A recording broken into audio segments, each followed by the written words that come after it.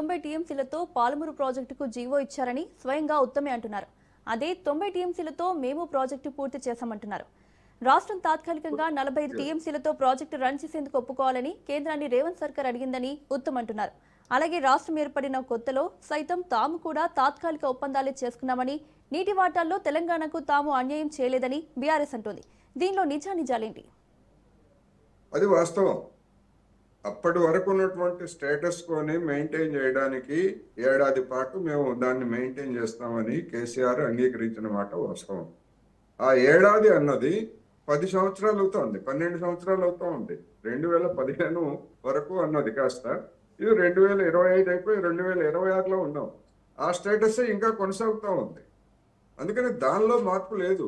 ఆ తర్వాత పోనీ అదే కేసీఆర్ ప్రభుత్వము 9.5 సంవత్సరాల పాటు అధికారంలో ఉంటే మేము ఒక్క ఏడాదికే ఒప్పుకున్నాము, మిగిలిన సంవత్సరాల్లో కూడా కంటిన్యూ చేస్తున్నారు, ఇది కంటిన్యూ చేయడానికి వీలు లేదు అని చెప్పి ఆందోళన చేసినటువంటి ఆందోళన కానీ లేదా కేంద్రానికి కానీ ట్రిబ్యునల్కి కానీ ఏమైనా ఫిర్యాదు చేసిందా?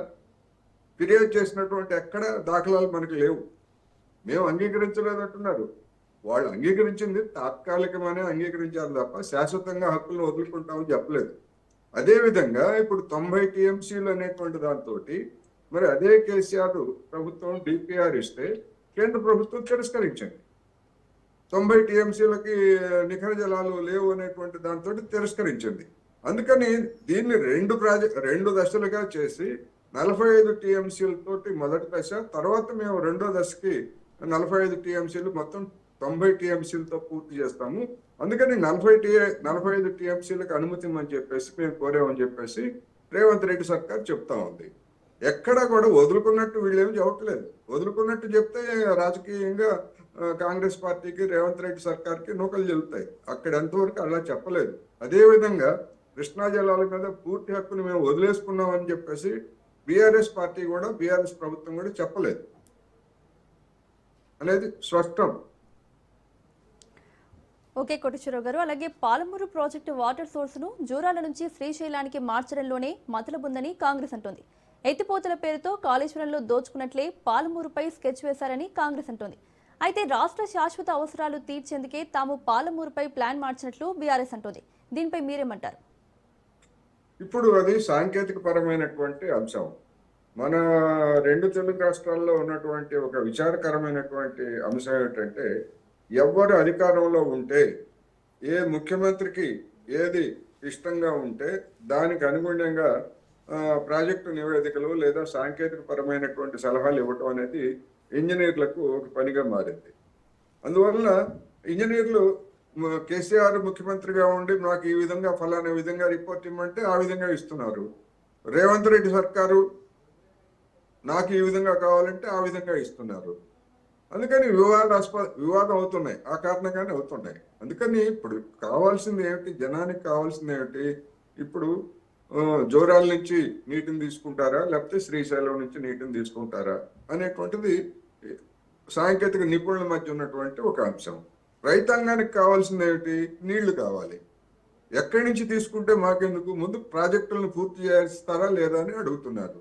అందువలన ఒకవేళ అటువంటి అన్యాయం కనుక జరిగేట్లయితే ఖచ్చితంగా ఈ నిపుణులు ఏవైతే అభిప్రాయాలు చెప్పారో ఆ నిపుణుల అభిప్రాయాలని మరొక థర్డ్ పార్టీకి నివేదించి ఆ థర్డ్ పార్టీ చెప్పేటువంటి సలహాన్ని బట్టి అవసరమైతే జూరాల నుంచి నీళ్లు తీసుకోవడానికి ఏర్పాట్లు చేయొచ్చు. అది చేయాల్సింది పోయి ఆ పని చేయకుండా వివాదాలతో కాలం గడుపుతున్నారు.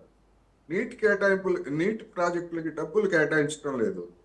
పోనీ అప్పు చేసైనా చేయాలి కదా అంటే ఇప్పటికే కేసీఆర్ గతంలో అన్ని రకాల అప్పులు తీసేసుకొని మొత్తం అంతా కూడా కొత్తగా అప్పులు పుట్టేటువంటి పరిస్థితిని కూడా లేకుండా చేశారనేది కూడా వాస్తవమే. అయినప్పటికీ ప్రాధాన్యత క్రమంలో నీటి ప్రాజెక్టులకి ఆన్గోయింగ్ అంటే ఇప్పుడు నిర్మాణంలో ఉన్నటువంటి వాటికి నిధుల కేటాయింపుని తక్షణ ప్రాతిపదికన కేటాయించి పూర్తి చేయాలి. పూర్తి చేసినప్పుడే రైతాంగంలో కొంతమేరకు ఒక విశ్వాసం కలుగుతుంది. ఇది పాలమూరు రంగారెడ్డి 2 దశల్లో పూర్తి చేస్తారనేటువంటి విశ్వాసం కావచ్చు. అసలు ఉన్నటువంటివి పూర్తి చేయట్లేదు కదా, లేనప్పుడు విశ్వాసం ఎట్లా కలుగుతుంది? అందుకని ఒక కన్ఫ్యూజన్లో ఉన్నారు తెలంగాణలో ఉన్నటువంటి రైతులు. ముఖ్యంగా పాలమూరు రంగారెడ్డి జిల్లాల్లో ఉన్నటువంటి వాళ్ళు ఈ గొడవలు తప్ప అసలు ప్రాజెక్టులను పూర్తి చేస్తారా లేదా అనేటువంటి ఒక ఆందోళనలో ఉన్నారనేది మాత్రం స్పష్టం.